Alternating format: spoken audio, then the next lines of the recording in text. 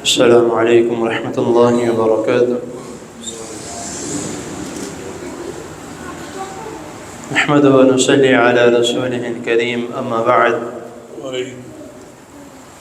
احسن الکلام کلام اللہ واحسن الہدی ہدی محمد صلی اللہ علیہ وسلم۔ حضرت محترم،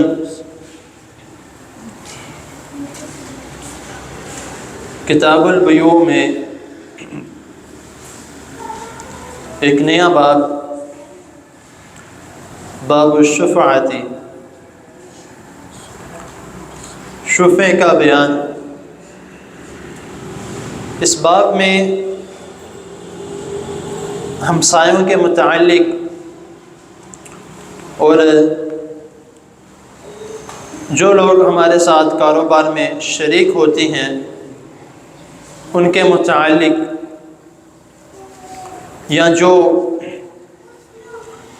دکاندار کے ہمسائے ہیں یا گھر کے ہمسائے ہیں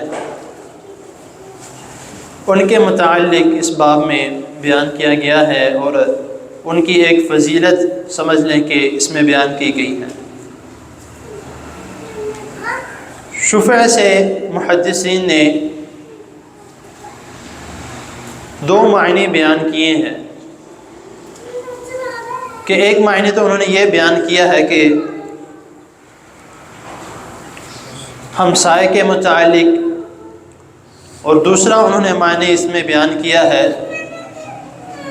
شراکت والے لوگوں کے متعلق، جن کا کاروبار ایک دوسرے کے ساتھ کمبائن ہوتا ہے یا کاروبار میں ایک دوسرے کے ساتھ شریک ہوتے ہیں۔ اور اس باب کو اور ان مسائل کو مصنف نے جو اس کتاب البیوع میں بیان کیا ہے، جو کہ ایک ہمسایوں کے متعلق اور شراکت والے لوگوں کے متعلق ایک بہت ہی اہم اور بہت ہی سنجیدہ مسائل ہیں، کیونکہ ہم میں سے ہر شخص جو ہے وہ کوئی نہ کوئی چیز سیل کرتا ہے۔ مثال کے طور پہ اگر آج کی مثال لیں، موٹر سائیکل ہے، گاڑی ہے، گھر ہے، دکان ہے، سیل کرتے ہیں۔ تو رسول اللہ صلی اللہ علیہ وسلم نے سیل کرتے وقت ان میں سے کسی بھی چیز کو ہمسایوں کے لیے یا ہمسایوں کو اور ان لوگوں کو جو کاروبار میں شریک ہوتے ہیں سب سے پہلے نمبر پر رکھا ہے، کہ اگر کوئی بھی چیز سیل کرنی ہے، فروخت کرنی ہے، تو اس کو فروخت کرنے سے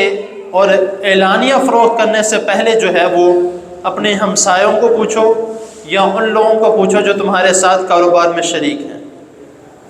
اور اس باب میں اسی کے متعلق جو ہے وہ شفع کو یعنی کہ یہ بیان کیا گیا کہ کسی بھی قسم، رسول اللہ صلی اللہ علیہ وسلم نے حضرت جابر بن عبداللہ رضی اللہ تعالیٰ عنہ حدیث کے راوی ہیں، وہ کہتے ہیں کہ نبی کریم صلی اللہ علیہ وسلم نے یہ اعلانیہ طور پر حکم دیا کہ جب تم میں سے کوئی چیز تقسیم کی جائے یا اس کو فروخت کیا جائے، اس میں سب سے پہلا حصہ جو ہے وہ شفع کا ہے۔ اور اس میں نے کہا محدثین نے شفع کے دو چیزیں بیان کی ہیں یا دو انواع بیان کیے ہیں، ایک ہمسایہ اور دوسرا وہ شخص جو کاروبار میں شریک ہے۔ تو کوئی بھی چیز سیل کرنی ہے تو سب سے پہلے ان سے پوچھا جائے گا۔ جس طرح مثال کے طور پہ آپ اپنے کوئی گاڑی سیل کر رہے ہیں، کوئی موٹر سائیکل، کوئی گھر سیل کر رہے ہیں، تو سب سے پہلے اپنے ساتھ والے ہمسائے سے پوچھا جائے گا کہ بھئی میں یہ چیز سیل کر رہا ہوں، آپ نے خریدنی ہے؟ اگر وہ کہتا ہے کہ میں نہیں خریدنی، تو پھر آپ اعلانیہ اس کو باہر کسی کو بھی سیل کر سکتے ہیں۔ دوسری چیز، اگر کوئی آپ کے ساتھ کاروبار میں شریک ہے، آپ کوئی بھی چیز سیل کرتے ہیں، سب سے پہلے اس سے پوچھے کہ میں یہ چیز سیل کر رہا ہوں، اس کو فروخت کر رہا ہوں، آپ نے خریدنی ہے؟ اگر وہ کہتا ہے کہ میں نے نہیں خریدنی، تو پھر جو ہے وہ آپ اعلانیہ طور پہ باہر کسی کو بھی فروخت کر سکتے ہیں۔